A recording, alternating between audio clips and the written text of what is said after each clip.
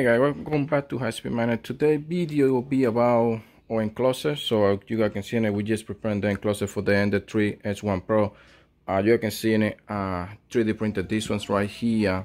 So this one is one of the best thing I can have in it, and this is just the one you're using it to build fence and stuff like that for Home Depot. This is like $1.57 on my area for each one of them. And as you can see in it, just make it a square and stuff like that. Just gonna cover this with something else.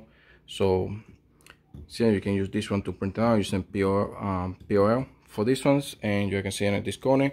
Also, I will leaving in the video description where you can get this one from the Creality Cloud. I built them myself, making them myself. They only fit 2x2 wood.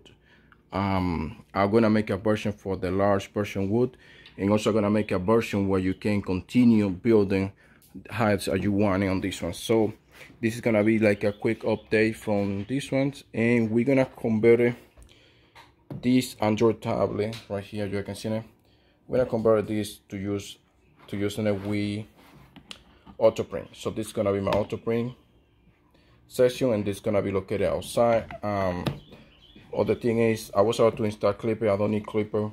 Find out my Ender 3 S1 Pro can handle a speed, the same speed like Clipper does on Marlin, so I don't have to worry about that. So Creality has some good profile for that, and I speed it up the same speed you can get it out Clipper of this printer.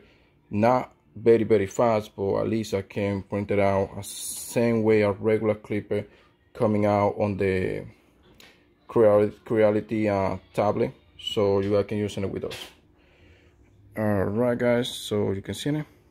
That's how nice it is. And thank you for watching. I'll be see you into the next one. This was a short video for you guys.